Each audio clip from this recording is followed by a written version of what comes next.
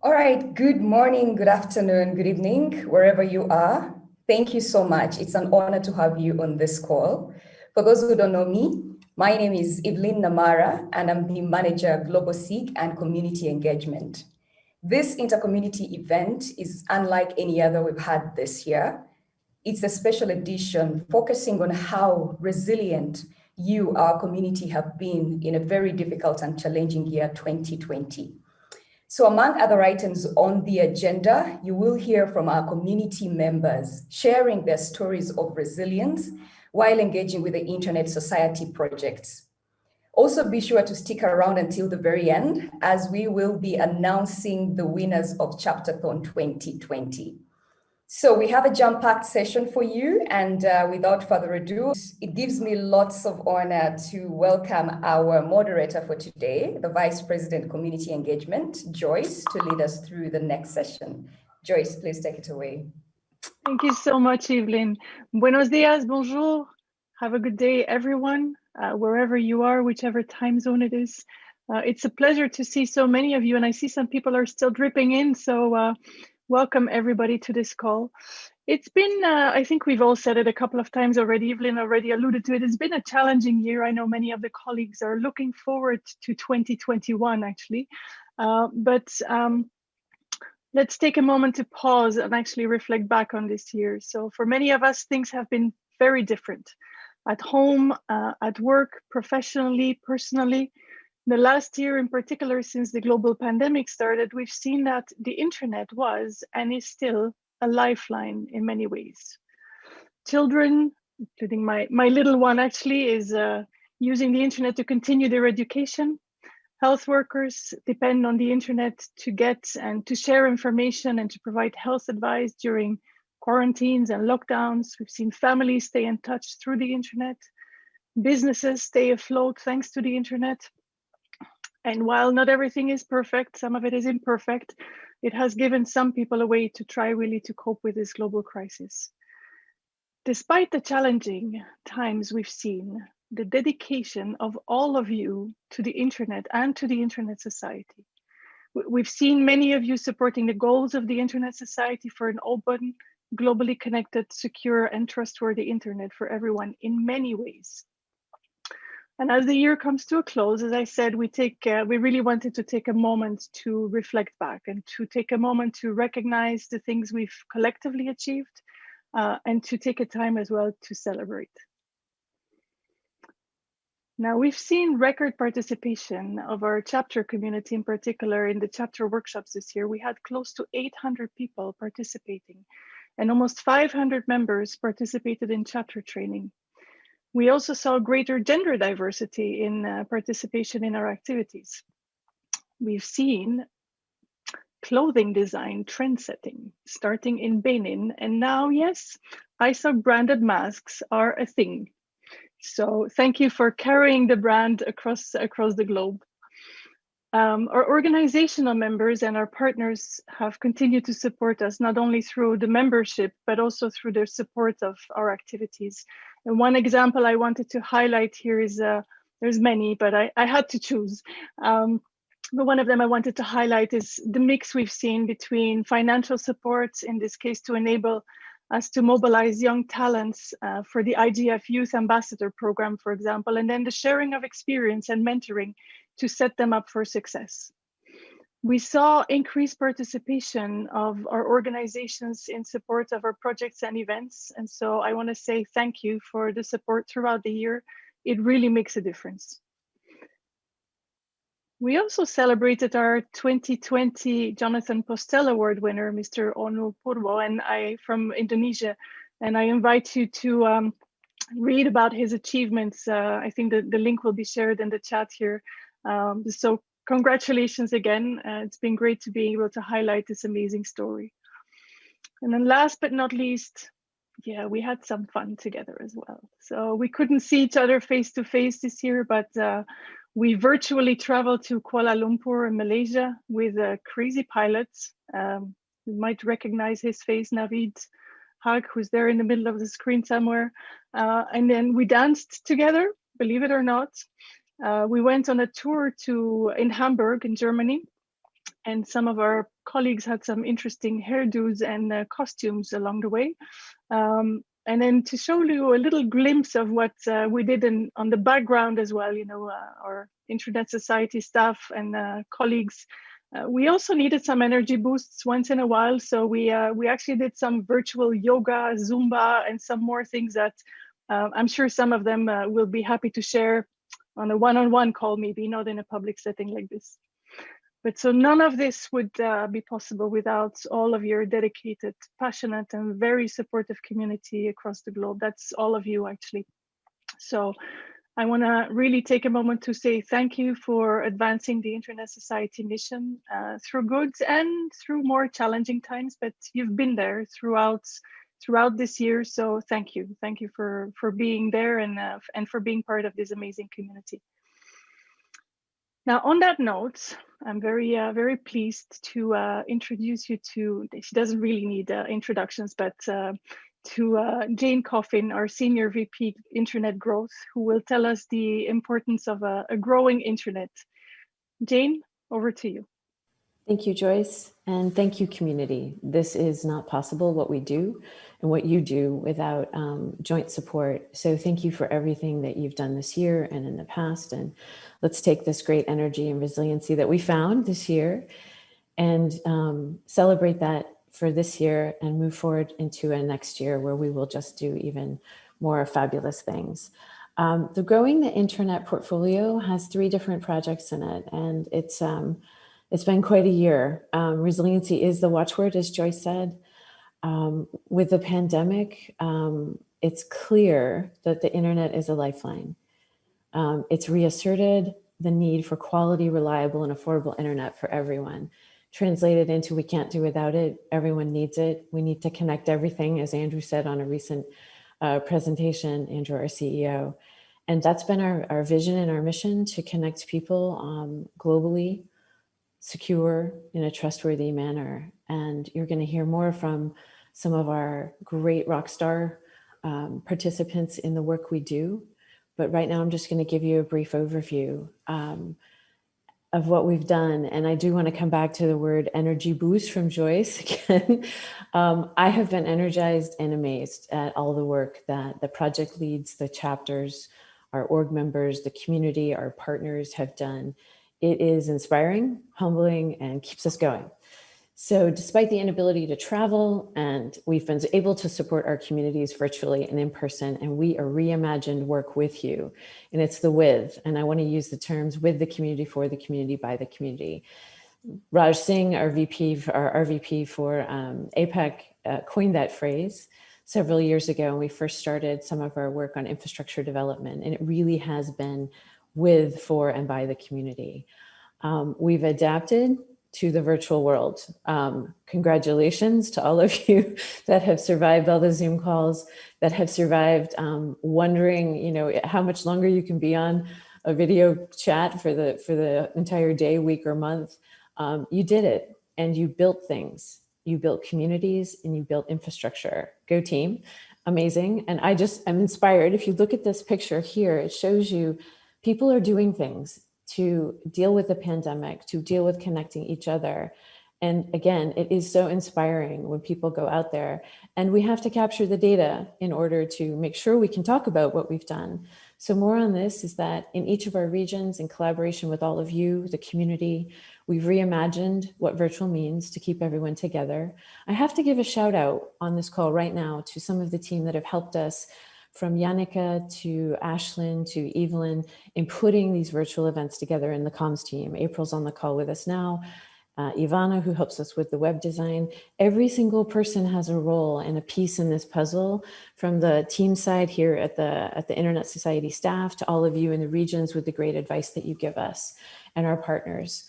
So we reimagined what being virtual and together means. We kept ourselves engaged. We helped build this internet that is so important to everyone every day. To progress all of this, we have to do it with you. I often will say that the base of the pyramid of the sustainability for infrastructure in our communities is building more partnerships. We can't do it. We don't ever want to be a single point of failure as your partner. So the world began paying attention to the internet speeds and measurements. We saw some great blogs and newsletters were coming out, and AMSICs and Links and DKICs and NetNode and some of our big IXP partners. The volumes of traffic going through their platforms was 7 terabits at AMSICs and 5 at Links. And we're like, holy smokes. And the internet didn't fall down. Happiness. This infrastructure that we've supported through all of you, through the IETF, through others, through the technical community, from the policy and the regulatory, this fabulous infrastructure stood up. And it now needs to be built out even more. And we need to make sure that we're documenting that information, looking at those measurements, telling the world about that data that can be used for good evidence-based policymaking. And so what we've done is collaborated even more with all of you during COVID. I'm going to talk a little bit about what that looked like. So some of the project successes that we had with community networks, the project worked really hard in these challenging times. We had over 15 new and existing CNs, community networks, supported around the world to build more networks. We collaborated with policymakers and regulators in jurisdictions around the world, with global, regional, and national organizations, and also with governments to see CNs treated more favorably. And what we mean by that is to see the words community networks or complementary access in their output documents. Huge successes there with the G20, with the World Economic Forum, with the International Telecommunication Union development sector, and all of whom are great partners, with partners like A4AI and the Association for Progressive Communications, APC. It was all about working across the world. And I'm going to give you a snapshot of some of the countries that we worked in to deploy those networks. Georgia, the Republic of Georgia, Greece, Mexico, Argentina, Uganda, Ethiopia, New York City, Baltimore through our DC chapter, Go Team, South Africa, Nigeria, Ghana, Hawaii, Seattle, US, Toronto, Canada, Italy, and the Galapagos. We had huge successes on a tribal priority window success in the United States. Often the indigenous communities are left behind. We did a sprint with the team, Mark Buell, who's the RVP for North America. Huge shout out to Mark for all the great work he did with the team on that sprint. Chapters, thank you, chapters, involved in our work from New York to Haiti, to Washington, DC, to Brazil and Ethiopia. You worked with us hand in hand.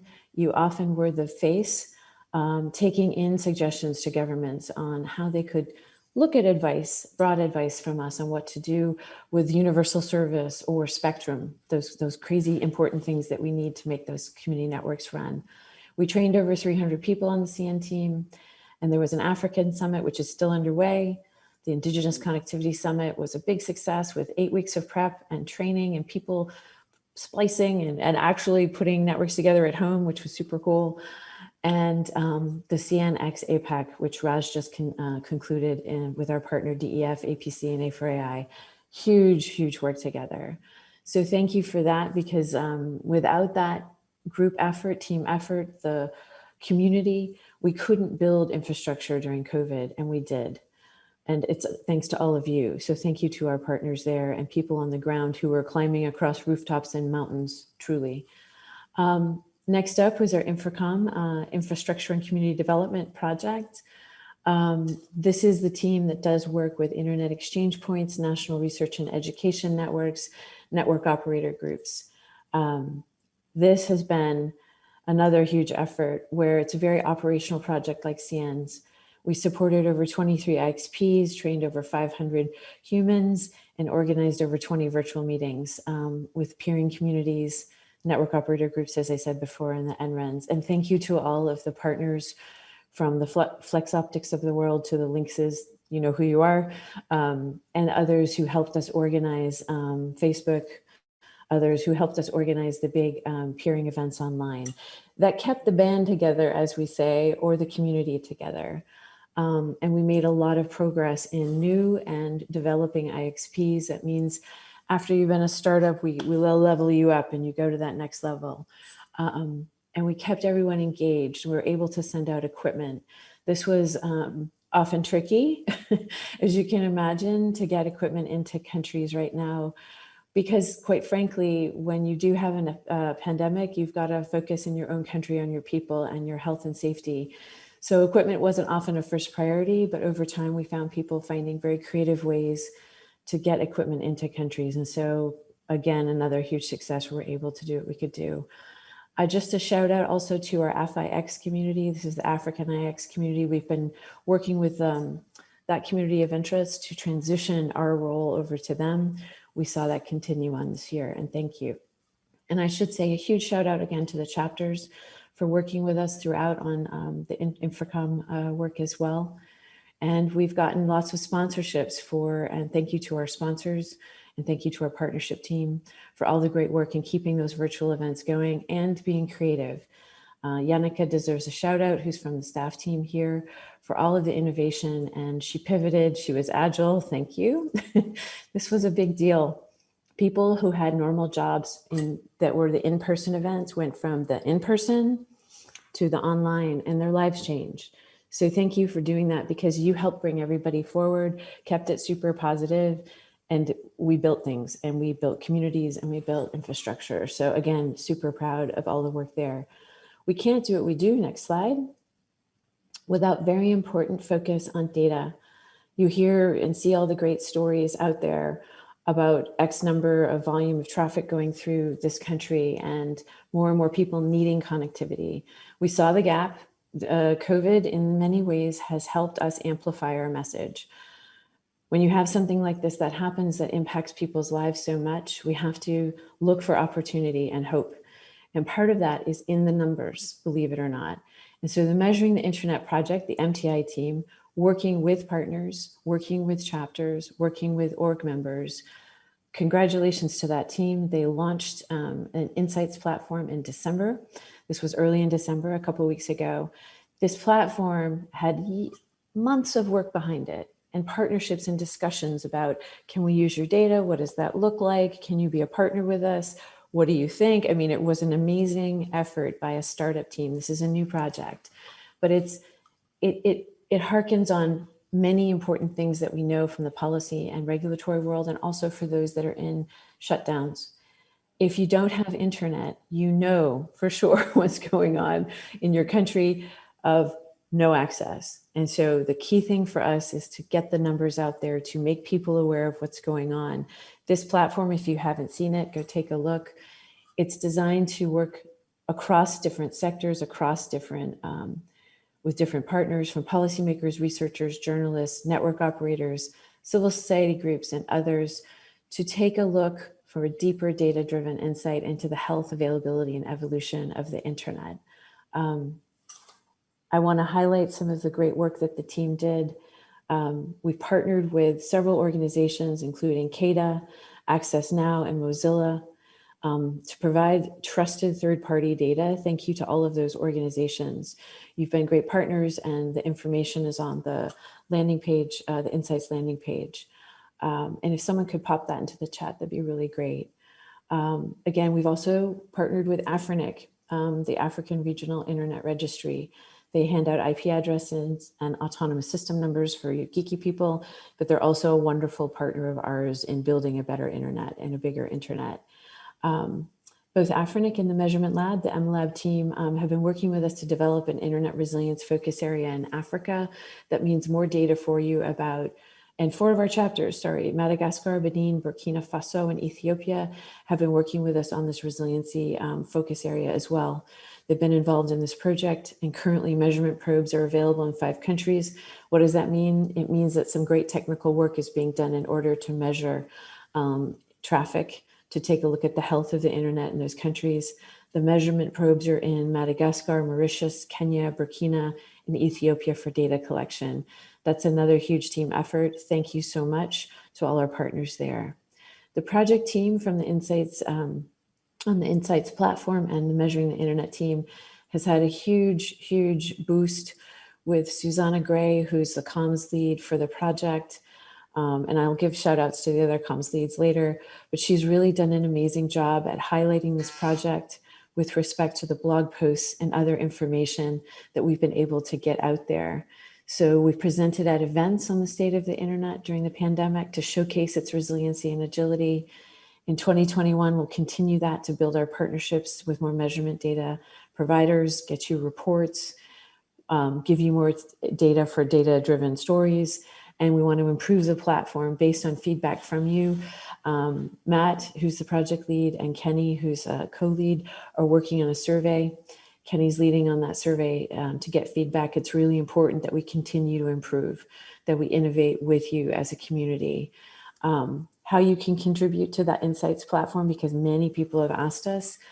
This is the first iteration of that work and the launch, and we're going to continuously reach out to you through the chapters, through the org members, through Joyce and her team to get feedback from you and from the community. So stay up to date and have a look at that, the landing page and the great data that's on it. And I would be remiss, I just want to quickly say thank you to all of our comms team from the project side and across the Internet Society for amplifying what we do, to promoting our message. This is a joint team effort across the organization and with our community. And you have been resilient and awesome. So thank you for building a bigger, better internet with us. And I am going to turn it back over to Joyce and just appreciate what I hear from, oh no, actually I'm introducing Joseph. How could I forget? Joseph Bishi is one of our key partners in Zimbabwe. He is one of the key humans working on the Murambinda Works project. The last time I saw Joseph, we were in a time where we could actually see people, and that was in the Eastern Cape of South Africa. He spoke at our big African summit there and inspired many to do more of what he does with his team in Zimbabwe. So with great pleasure and honor, I will introduce you to Joseph. Joseph, over to you. Joseph Bishi. Thank you so much. Greetings and love from Zimbabwe, all protocol observed. The journey of pioneering a community network in rural Zimbabwe district of Murambinda was one of the toughest decisions we had in our attempt to make a contribution within our local community. Confronting the odds of trying to bridge the digital gap of addressing a national imbalance of a majority of over 68% of the populace who are residents in the rural areas. Even though we didn't comprehend the myriad of the problems that stood in our way when we took on the journey of walking into the unknown, we were armed with undying ambition and energy to bring a positive change. We drew inspiration from the encounters we had within the community of interest, good relations which gave us an entry point to gain trust from significant centers of the community since 2003, where we managed to set up a cyber cafe to offer digital literacy courses to the community and basic internet service. However, the cyberspace is widely regulated, as you all know, and our country is no exception. Any attempt to seek penetration is met with high suspicion from the mandated regulatory authority and giant network operators dominating the big towns. Apart from battling the unsupportive inflationary economy, it took us time to be able to gather and set up the infrastructure, overcoming hurdles from all angles, the community, political, and economic factors. Overcoming one hurdle was a humbling experience that led us to the realization of the magnitude of what we were attempting to accomplish. A big vision that was seeking to solve a generational problem. It was strengthened by other problems that didn't seem to appreciate our resolve. Regardless of all this, we have a successful, compelling story. Internet society has been so much flexible to ensure that this happens. Many thanks to the team which stood with us all the way to ensure that we unlock this long desired need. We managed to deploy a 40-kilometer radius, connecting 4 schools, a district referral hospital, some NGOs, some business sector, and the community at large. Eventually, the regulator allowed us to launch a pilot network project for learning purposes. We got invited to a consultation process on revising the unlicensed band, and we understand some policy changes are on the way for the benefit of all underserved communities in the country. We got partnership with one of the biggest internet service provider, Tier 1 by the name, who is willing to give us internet from whatever area we need across the country. The CEO, after our site visit, was quite impressed and offered to support the scale-up plans. And now we have launched a Zimbabwe Community Network Initiative, which is a collective of all initiatives across the country to share ideas and experience and unlock potential in locally driven community network to scale up this work across the country. We further did a collaboration with Tunapandanet of Kenya, where we looked at how best we can add value to our network. And through that, we launched a school management system, which is linked to the district education officers so that the area inspectors can just have remote access to these schools without them having to travel. And we also worked on the local content management platform, where these schools were to work as local hubs in creating local content for the community. Since I was born, and probably in history, the unceremonious outbreak of COVID-19 pandemic is by any measure one of the deadliest and most vicious attack ever to befall the human race, threatening not only human life, but bringing to halt every system that sustains community, from mobility of people, industry, and economies. A global shutdown that has left the entire globe gasping for air to survive through desperate measures. Fortunate for the Murambinda community, through the community network, information has continued to travel when people could not.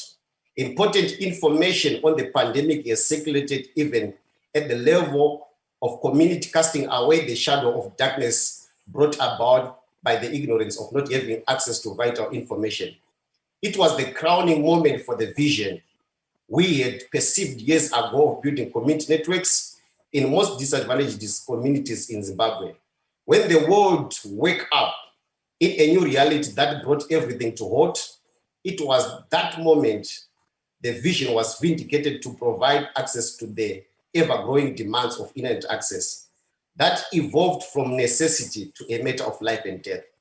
Even a person in the most remote areas of rural communities of Zimbabwe and Africa at large, you don't need any persuasion to understand the importance of this vision.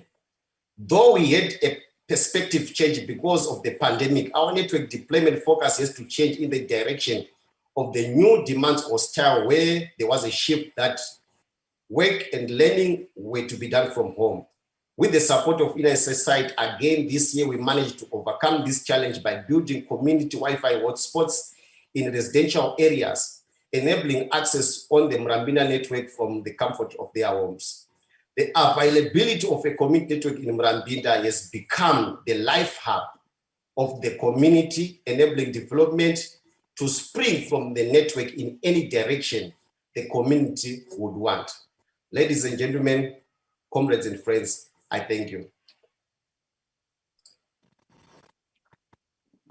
Thank you so much, Joseph. This is an amazing story, and as you've seen in the chat, and I want to highlight that your passion and your energy really comes through the story that you just told, and you clearly made a huge difference to your own community by all the work that you and the team there have been doing. So I think you set the bar high for others to replicate, but I also know from the story that the collaboration with other existing community networks was key. So that is maybe something to look forward to as we develop more community networks and increase collaboration among all of you. So thank you very much for sharing the story, and thank you for sharing the amazing images and the passion that you convey through the story. So thank you again, and thank you for being here today. Thank you. It is now my pleasure to introduce another Joseph, Mr. Joseph Lorenzo Hall, Joe for the friends.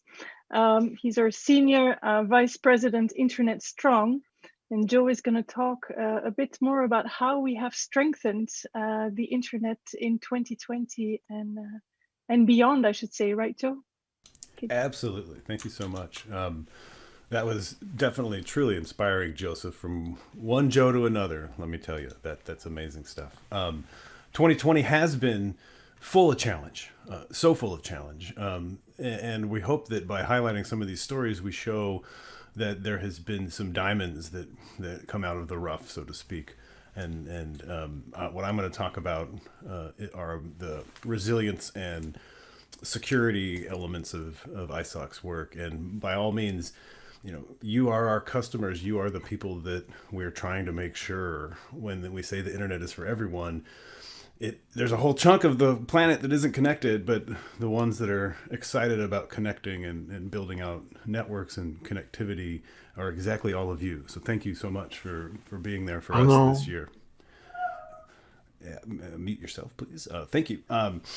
So in 2020, we focused on creating tools and fostering really important relationships that advocate for a strong internet while making sure that we involve the community along the way. And we had no choice, obviously. That's a really important part of how we do our work. And with COVID, as I'll talk about, it became even more. We did a bunch of things this year.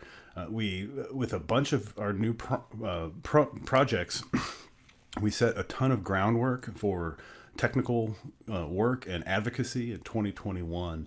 We importantly mapped out a bunch of audiences. This is something that may be unfamiliar to many of you, unless you have a communications background.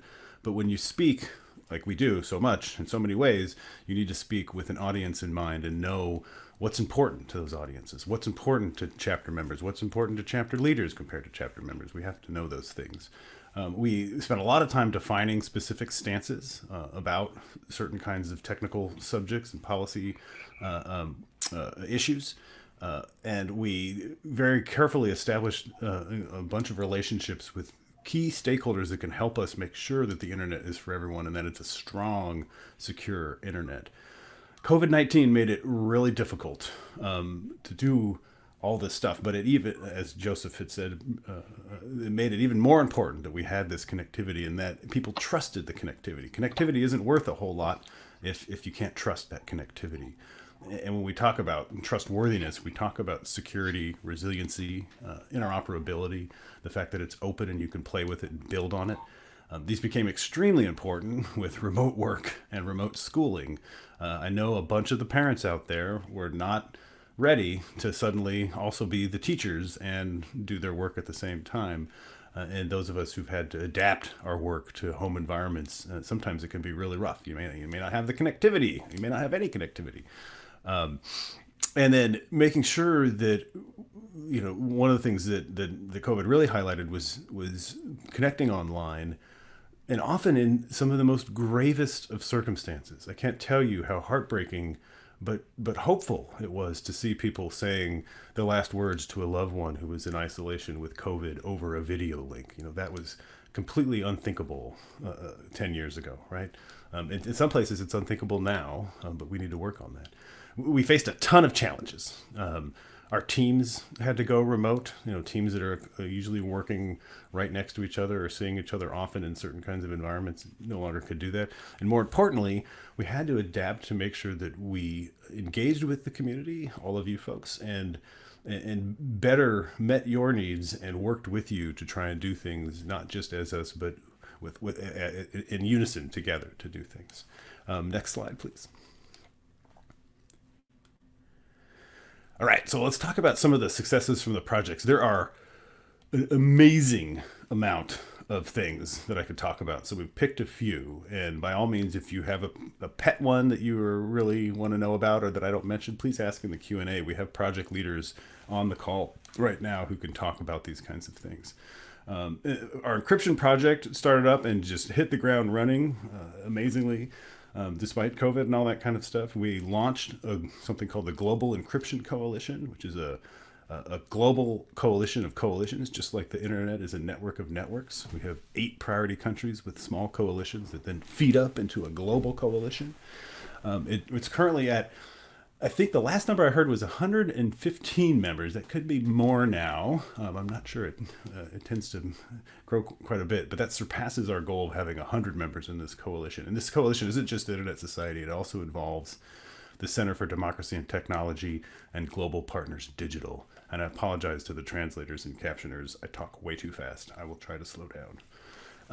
We signed on to a number of open letters to governments and legislators trying to persuade them not to do violence to encryption. It's the glue that holds everything together. Don't mess with it. Published a bunch of individual fact sheets that you can use talking about specific aspects of encryption in your work or to convince people that encryption is important. And we published a paper on quantum computing and the effects of something called quantum computing on encryption, which could, once it's here, render a lot of the encryption we use right now worthless, so to speak. So we have to prepare for that. Our time security project had a bunch to show for their work this year. There was a set of community resources that they're developing for deployment of something called network time security and the network time protocol, which is network time security is an extension of the network time protocol. We've deployed a bunch of secure time nodes, time server nodes that present the world with secure time resources. And these are useful for testing new NTS clients. If you have a client that is going to be using secure time, you can actually use these nodes to test your clients against. These are based on open source implementations of network time security. One's called Crony, the other's called NTPsec. We also are in the process of finalizing a website to serve as an ongoing community-based repository of network time security information, including a best current practice for operating NTP. So even if you can't do secure time yet, you need to do good insecure time before you can do good secure time. And then we coordinated some test events, including one at IETF 108 in the hackathon, which resulted in the release of the first network time security test tool. Moving along, our Internet Way of Networking project was set out this year to actually answer the question, what makes the internet so special? And they answered it. And they came out with something called the Internet Impact Assessment Toolkit that talks about these 5 critical properties that if any of these critical properties, a general purpose network, a common naming system like the DNS, these are important things that make the internet work. If any of these properties are diminished or undermined, it starts to undermine the value we get out of the aggregate internet. And we published this Internet Impact Assessment Toolkit after a very successful and widely participated PDP, policy development process, where we come to you and say, hey, here's something we're doing. Let us know if we're off or if you like it. There have been a number of use cases on interconnection, intermediary liability, and data localization that show how these kinds of issue areas and proposals can affect how the internet works. We also partnered with our Brazil chapter to develop a university course at Fundação Getúlio Vargas in Sao Paulo. And most recently, if you're really into the nerdery of interfaces and APIs, application programming interfaces, we published a white paper on the issue of mandating openness in certain kinds of these interfaces. Regulators may say, hey, we want your interface to do this. Well, is that a good or a bad idea? What are the things you need to think about if you're going to do that? This paper addresses all of those things. Next slide, please.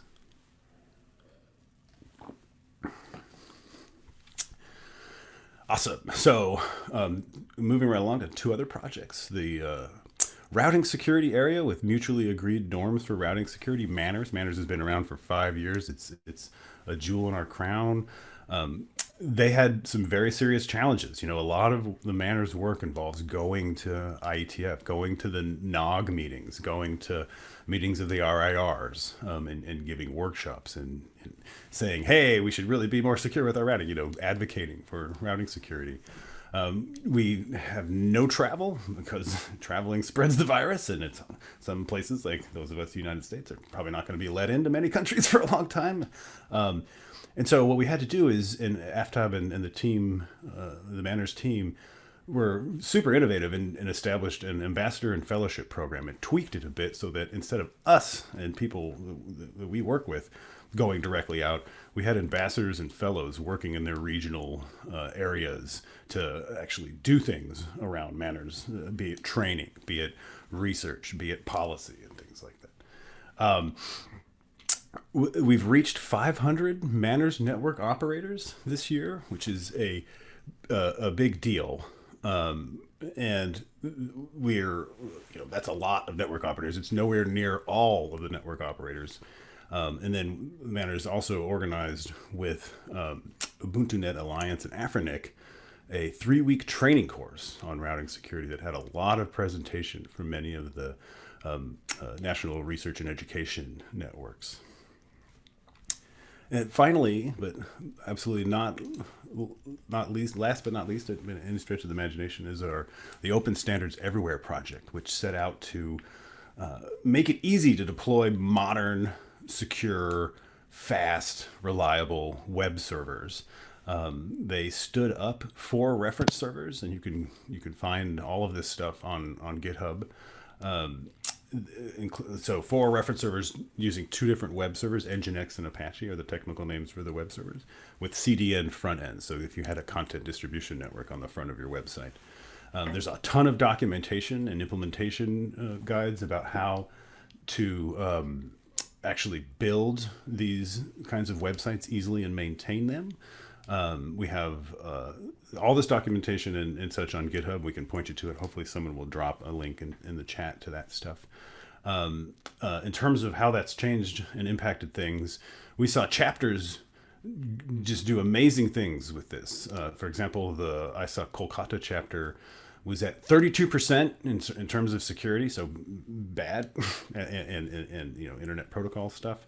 But they were able to, with a good bit of work and using some of our advice and contributing back to us, they were able to get their website up to 100% compliance, which means as secure as we can make it, as resilient as we can make it, using all modern protocols. Like, I won't start on modern protocols. ISOC hosted websites went in aggregate from 72 to about 93% compliance, and Dan is probably on the call and can probably correct. He may not be on the call. Someone can correct me. We may have gotten closer to 100 with ISOC hosted websites since I wrote these notes, but I'm not exactly sure. Okay, that's enough from me, a talking head, another white man talking at you. To humanize this work, we really wanted to have a member of our community, Theorose, Elikplim, Dzineku. I totally butchered your name. I'm really sorry, Theorose. Of the ISOC Ghana chapter, to talk about some of the encryption work she has been engaged in over the past year. Thank you so much for joining us, Theorose, and take it away.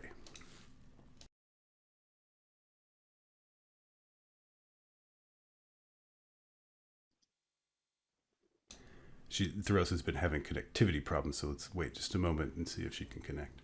If not, we have a plan B, but we're hoping to hear directly from her.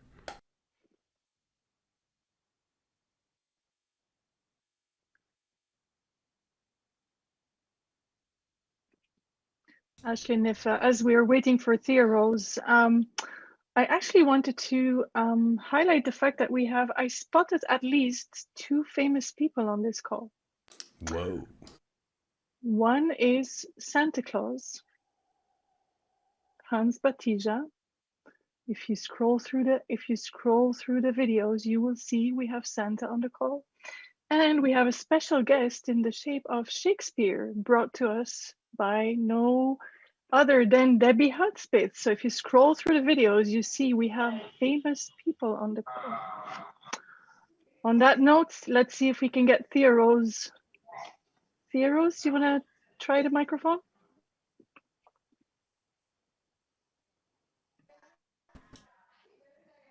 And this is why we have a reason to build a bigger, better internet, because connectivity can sometimes not always work.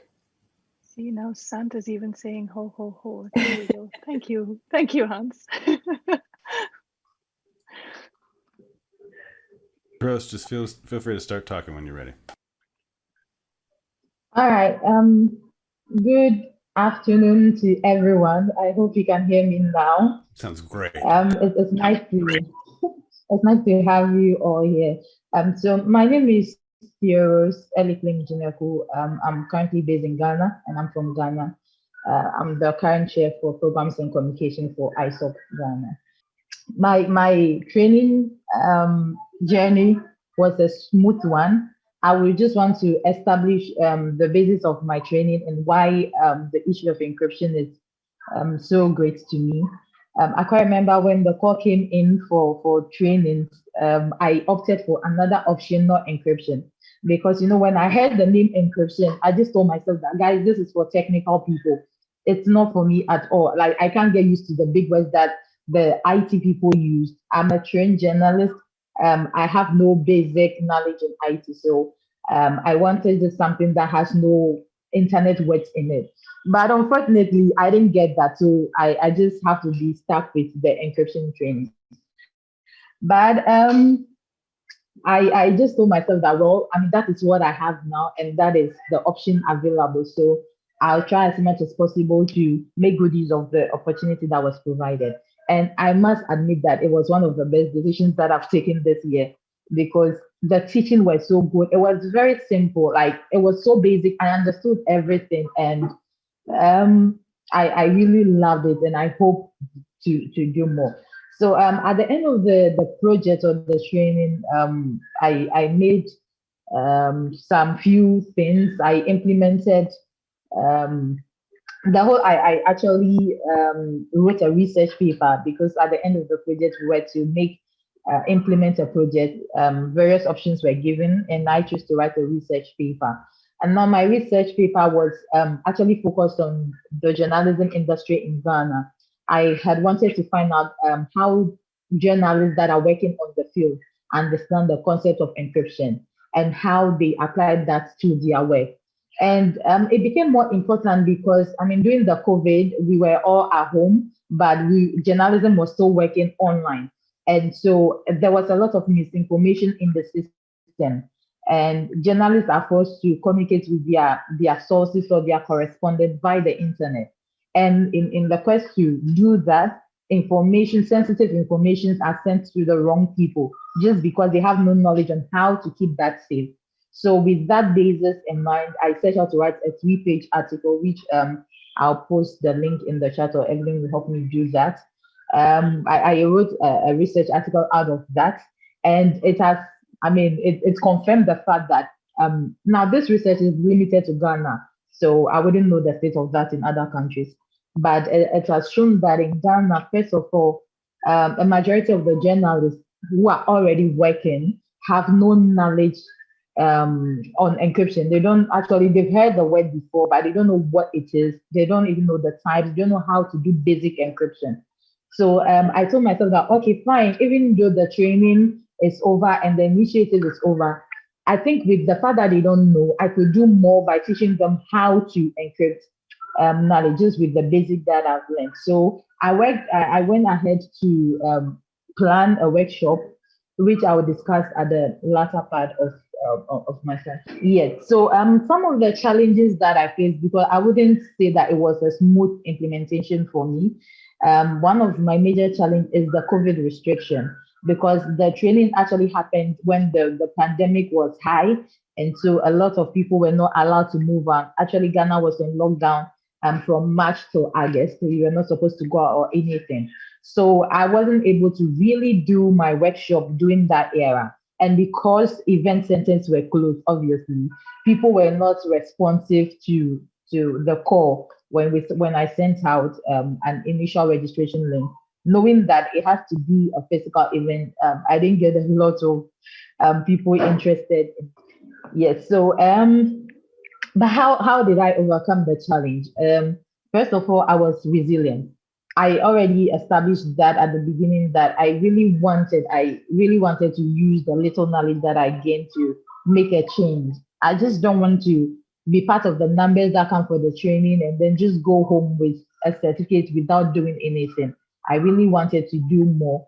And so I was resilient. I told myself that, okay, even if I have to wait for the lockdown to be over for me to have my physical events, I still would have it, because I really want to do that. And so that the determination keeps me going, and then the desire to train other people helps me to come up with another alternative that had happened. And I would admit that I did that alongside my chapter president. We put a proposal together, and we won a grant to implement the event. So please, next slide. When we actually set on the date, the initial date was in October. But when we got to October, even though the bans on lockdown was lifted, a lot of people were still not interested in coming, and we were not able to get the event centers that we wanted to. So we had to use an alternative event center. That was a conference room in the Ministry of Communication. And surprisingly, it was so ironic because the event happened on the 19th of November, and Ghana was going to have their election on the 7th of December. So it came, I mean, if you see the joke in it, it's very shocking that we are teaching encryption, or we are having an encryption program within the Ministry of Communication, knowing that they communicate all the important information out. So we didn't have a lot of people present. I mean, you can see some of the pictures here. We didn't allow a lot of people to come in because we wanted to observe the protocol. But we had people connect via Zoom, and these were some of the comments that we got on our social media platform, our Twitter platform, after the event. In all, I would want to say that I was very happy that I was able to do something little. It didn't look big. It was not very huge, like a whole conference, but at least I've been able to make an impact of my knowledge that I have learned. And I'm also hoping that next year, hopefully, if things go down, I'll be able to do more. I've started having plans of engaging student journalists on hands-on training and the like. So it's been a good journey for me. It's been a good opportunity for me to have been part of the training. And I'm hoping that for the next call, anyone who would join would want to put in their best and learn. Thank you so much. That's just the little I have to share.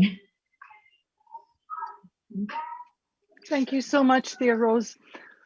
I think you're being very humble, I have to say. I think you talk about little knowledge and non-technical, but in actual fact, if you look at what you actually achieved, it's an inspiration for all the I'm raising my hand, non-technical people here to actually go out and learn something new and not be afraid to learn something new, but then also raise the awareness of the importance of critical issues like encryption. So thank you for sharing your story, and thank you for trying something new and for raising the awareness on important issues. Thank you.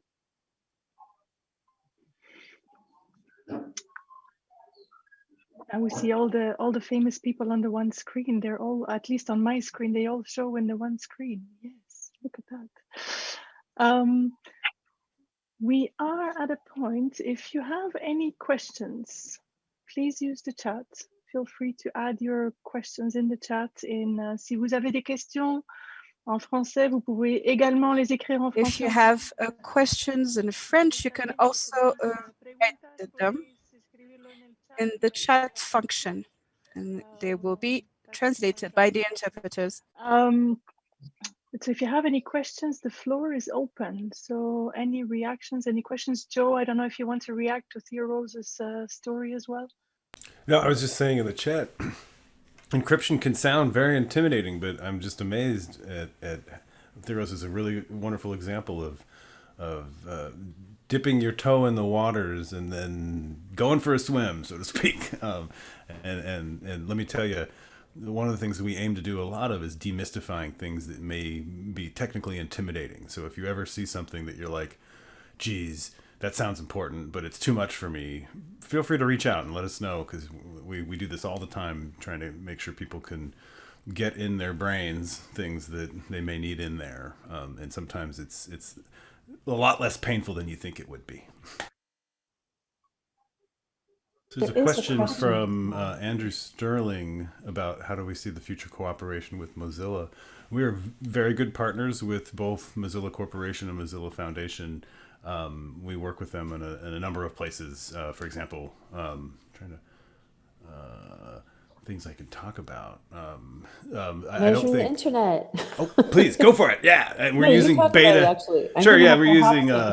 So one thing that is really fun is, obviously Mozilla runs Firefox, the browser, and they have something called telemetry. And this is certain kind of data points that the browser keeps about what you're doing with it in such a way that doesn't implicate your privacy. And that I'm waving my hands technically, just believe me.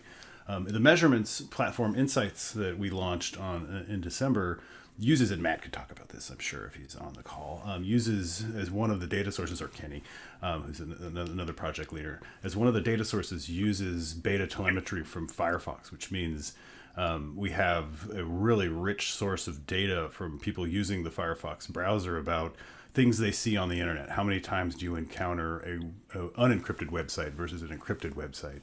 A variety of things like that. So that's a really wonderful thing. We also work with them on advocacy stuff too. So, you know, that's less the technical side and more trying to make sure that we advocate for the right stuff, like DNS over HTTPS and increasing DNS privacy. I'll stop rambling. Thank you, Mozilla. Thank you. Trying to see if there's any other questions in the chat. Yes, indeed. Jeff actually mentioned it here. Mozilla is also a member of the Global Encryption Coalition. So we see very closely working together on that front as well. So definitely. And Matt has just posted here the link again to the Insight platform with some more information on the data that we're tracking there in collaboration with Mozilla. Oh, Santa has a question. I think, Jane, it's for you. You know, Mark Buell and Hussein Badran are working on that. And, you know, we've actually been up 200 kilometers above the Arctic Circle when we were in Inuvik 3 years ago. We're working on that with you. It might be virtual fiber through satellites. Well, there's some fiber, but anyway, it might be a satellite connection, or there's a new internet exchange point going in up there too. So hang with us and stay tuned, and maybe we will try and do a special above near the Arctic session for you next year. It's really a challenge. And this is about hearts and minds too, changing the policies and regs. Joseph, go. I was going to say, if Santa does billions of kids in a night, the throughput you have is way bigger than fiber. So maybe you need to teach us a few things. Absolutely. Soon be able to send our Santa Claus letters via email. So it's all good. Looking if we have any other questions. If not, I'll just randomly point at people to see if they have anything to say. Joyce, I just did want to shout out to all the project leads, and we put some links to the Internet Strong and Internet Grow landing pages so that if people want to have a look and see more, the project leads are the great people to point. So we have a question from Ruud Janssen from, I think you're in Basel, right? If I look at the background, unless you're cheating the background, you never know now. So Internet Society usually mentions that only half of the world's population is connected to the internet. What is your wish for 2021 in terms of how many of the world's population is connected? Jane? Jane have a wish list? Jump off the call, but I'm going to turn it over to Max to see if Max Stucchi, to see if Max can help answer that. And thank you, everyone. I'm sorry to leave. I had another obligation, but thank you for everything you're doing. And Max, what about an answer for that one? Well, we try to do.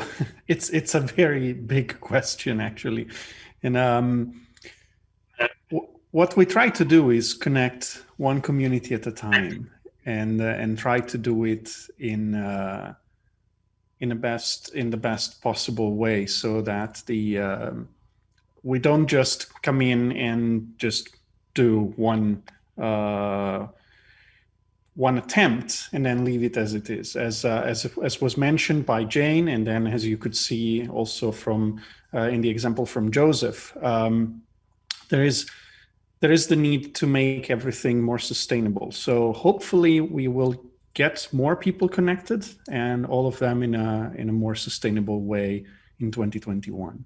So that is what I would like to see in 2021, and one community at a time towards the goal of connecting 100% of the population.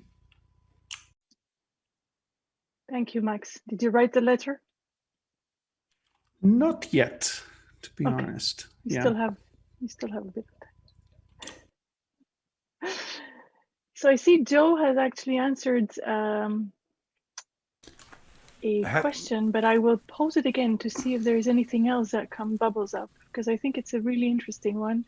Herbie Charles, I don't know where you're based, Herbie, but what advice would you give to someone who decides to go online for the first time?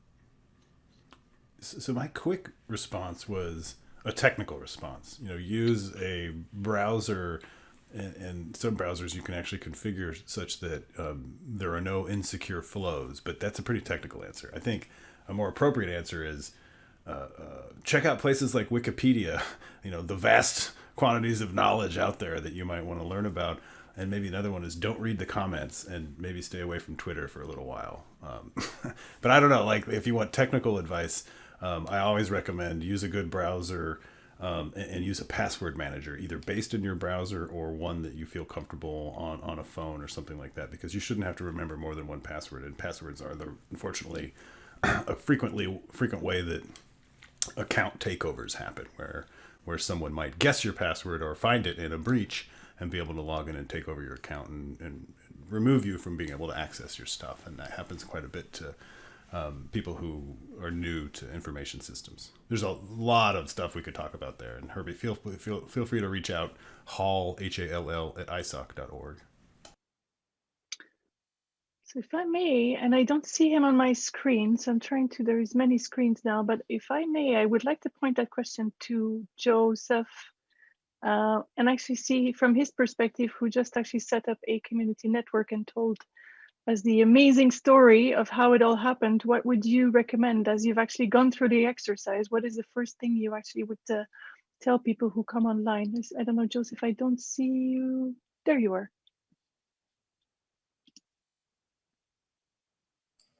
Sorry, can you come up again? What would be your advice to somebody who comes online for the first time?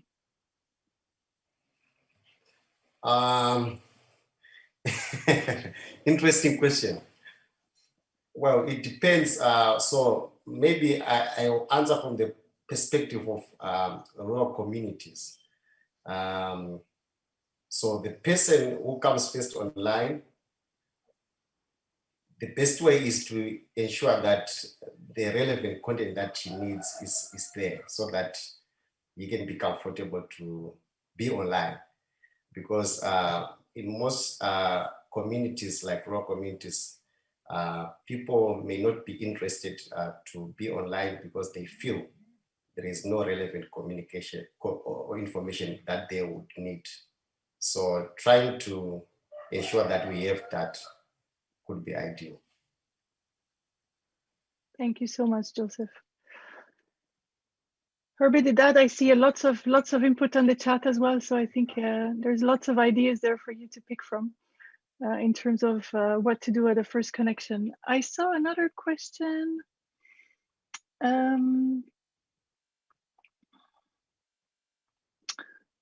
From Ruud, in your Internet Society chapter, what are you most proud of as a story of resilience in 2020?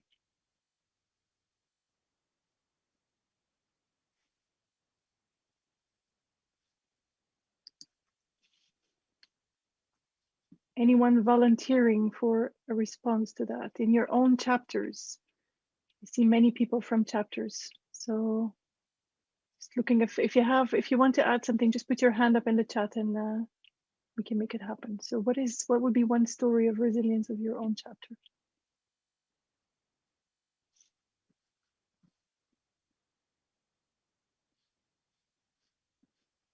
No volunteers. I know there's plenty of stories out there. I've seen some on social media.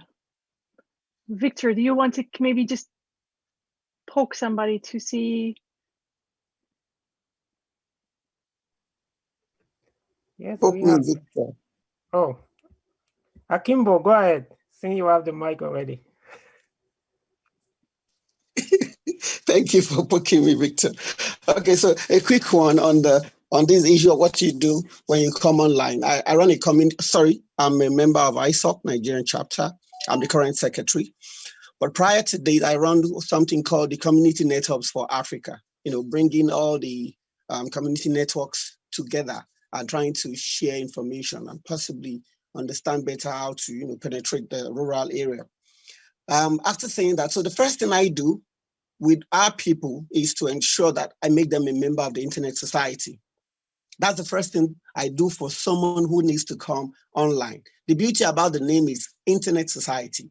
So I make them understand this is the first place where you get to know how to access the internet, what information you share online. And the last Chapterthon involved was evolving a lot of approach in language and perception. I think we could do better considering the Chapterthon for this year, and all the information gathered from this year could actually be used as a first layer of what an individual coming online should use as a first step. On resilience, a lot of us have come to understand prior to that this time would come. We never knew it would take such a space as this, where you get to have a pandemic. But now everyone has gone virtual. Even those who felt it could not be virtual, that the only best way to have a meeting is a face-to-face. I've now learned to understand that virtual is the next best thing in the world. It's just like saying, back in the past, oil is the gold. Now, the internet is the gold. Everyone needs the internet. And I think for now, most of us who have spent close to 20, 25 years on the net now need to become newbies. And the reason why I'm saying this is that prior to today, we didn't have to rely so much of bringing all our data online. Now we need to pay attention to the kind of data we bring online. Some of us may be fortunate, we're having Zoom and there's no bombing. There are times where young people, companies, associations are coming online and having their own Zoom meeting and there's a bombing and nobody knows what that is all about. So most of us in the chapter, in my own chapter, for example, I've had to live with how to better understand the shortcuts to engaging ourselves, to ensuring our projects are executed, and to ensuring that the right information and communication is passed out. Thank you. Thank you so much, Akimbo, and thank you for everything you do with the chapter as well. It's much appreciated. I just wanted to add that as a comment there. And I saw your recommendation or request. I'm not sure which way to read it, but I guess it's a combination of both for an Internet Society app at some point for centralizing all of the information. So noted. Thank you for that suggestion. We have a question from Olivier Crépin-Leblanc. Olivier. The question is, the method that was used in the 90s and 2000s, the developing country workshop with the NSRC, still a technique that yields results? Is bringing the internet to communities today easier or more difficult than back in these days? Now we have to go back in time. We're only going to look at 2020, but you're actually forcing us to go further back in time, right, Olivier? I don't know, from the team, I'm looking at some of the team members. Jane has dropped. I don't know, Max, you wanna? Yep, thank you. I would say many of the challenges haven't changed. Power, for example, but others have made it a little bit easier. If we look at the progress that wireless technologies have made, that is helping a lot. You can buy antennas that do long range, 20, 25 kilometers for what is a reasonable amount of money. So that has improved, that has changed, but some challenges stayed the same. And also, you have to consider also that many more people want to be connected. So we see that it's easier to find what we call the local champions, people who want to step up and work for their community, people like Joseph, people like Theorose.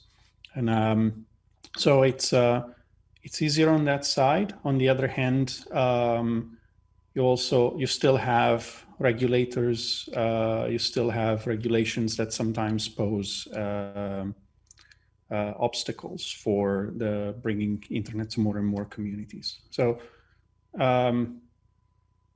it's still pretty similar to how it was in the 90s, but we do have technologies to overcome some of the limitations. Thank you, Max. We have a question from Imarante Momo. I'll translate on the fly because I don't want to confuse the translators in terms of direction of translation. So I will stick to English. Ibarante, je vais juste continuer en anglais, comme ça je ne porte pas confusion au traducteur. The question is to know if the fact of using a password manager is not a risk in itself. And I'm looking to see if I have a volunteer on the team to address. I think Joe, I don't know if Joe came back. Any volunteer? Oh, Karen, yes, please, thank you. I was just going to say that there are risks to password managers, but it is still a step in the right direction because it makes it easier for a user to manage multiple passwords across multiple sites.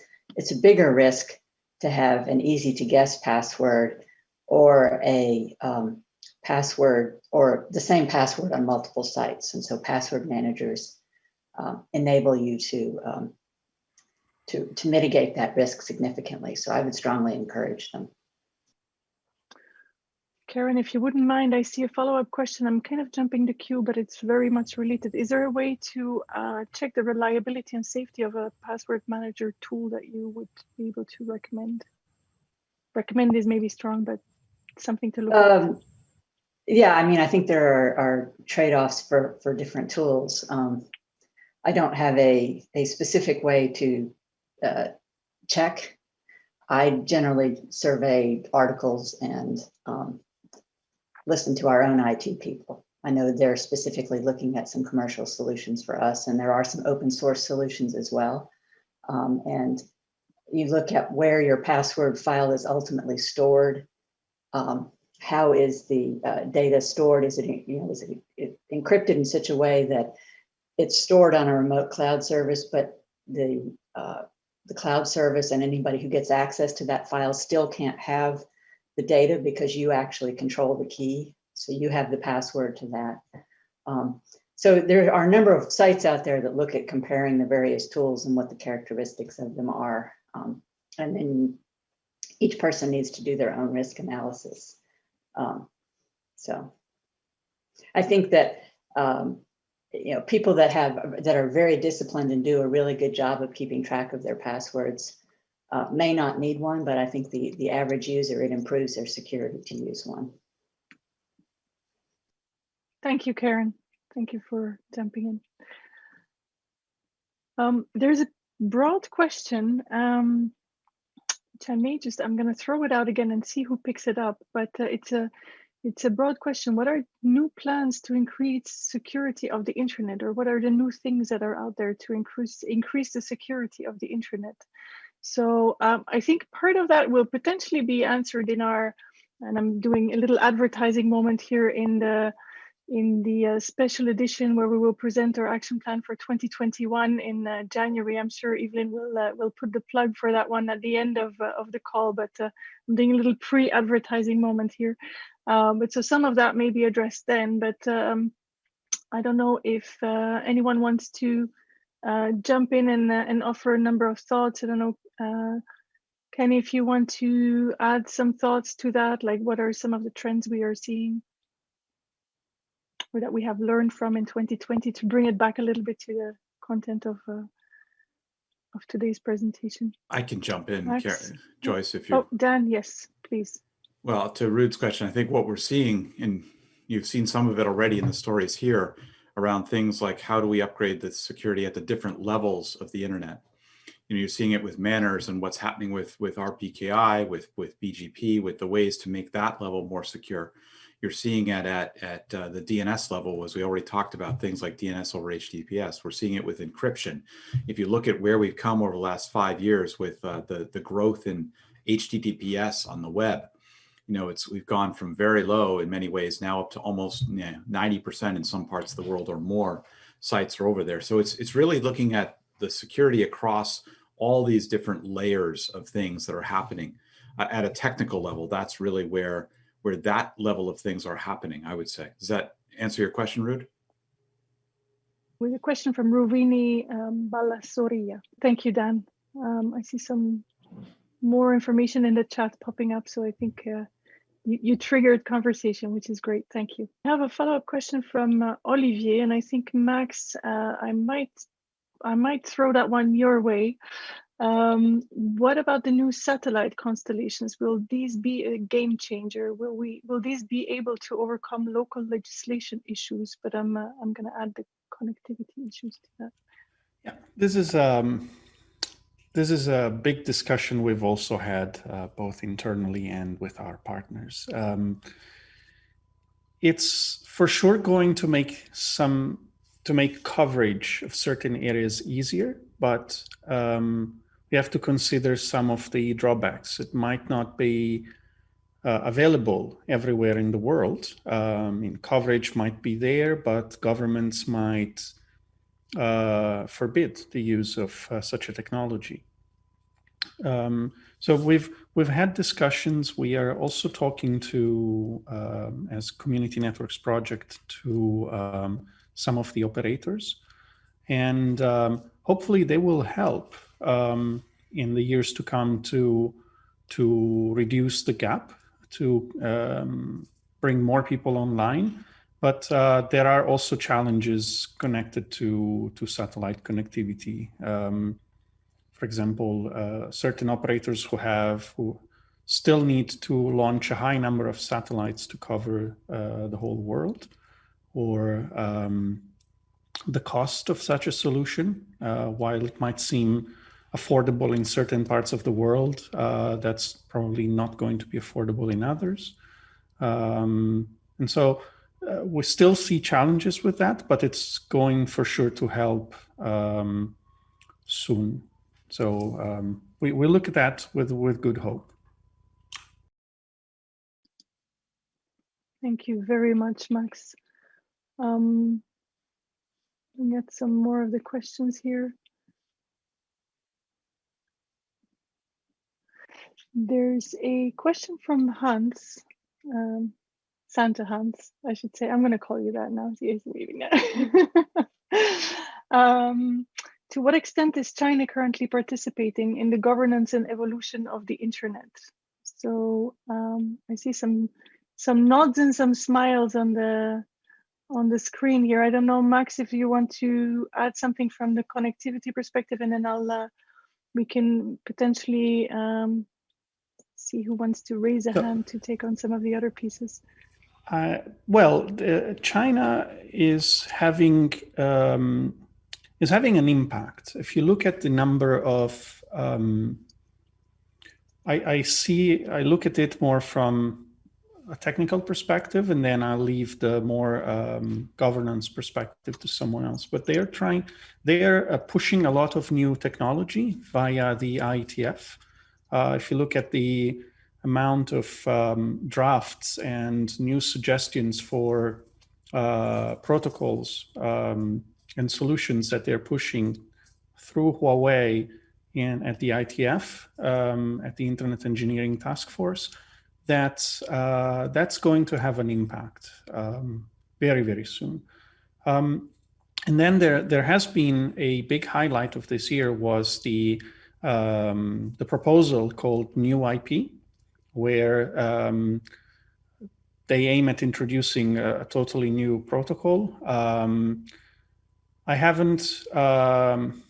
not really an expert in that. I haven't followed it that much, but so I would leave it to someone else to go into more details about what this might represent. But what I can say is that China is going to have an impact and is also already working on a lot of new technologies, new proposals, and they're up there for everyone to see at the IETF, for example. So. Thank you, Max. I'll park the discussion for the new IP and the discussions around that for potentially a separate discussion earlier on the year. It's actually one of the things that we are following as a discussion in the ITU and with the discussions as well. So I think this is definitely something that we'll discuss more in detail in 2021 as we move on. But so thank you for bringing that question to the forefront, Hans. But we'll dive into that a bit more in the next year. And on that note, I should have a drum roll now. We've come to a moment that many of you have eagerly awaited. And it's almost the end of the year, but it's the moment to unveil the winners of this year's Chapterthon. Now I'm gonna keep the suspense for just a little while longer because not everybody on the call is probably aware of what the Chapterthon is. So I'm gonna let the potential winners just wait for a couple of more seconds. So the Chapterthon is an opportunity for chapters and members to submit projects, ideas, and to participate in a global marathon of chapters, if you want, related on a given topic. And this year, the theme was I Heart the Internet. And it was a moment to shine a light on innovative solutions that our chapters and members carried out to help their communities, in particular in local challenges that 2020 has brought to us. And so now is I would need to have a drum roll background here, and now the winner is.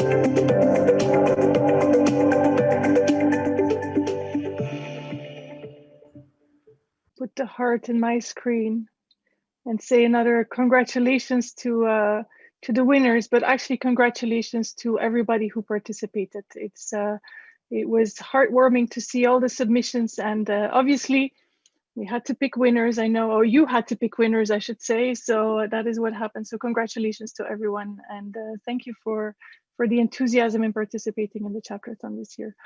And on that note, Evelyn, I think I will pass it on to you to close off the call. Yeah, thank you so much, Joyce, and thanks everyone for staying to the very end. We really appreciate your time.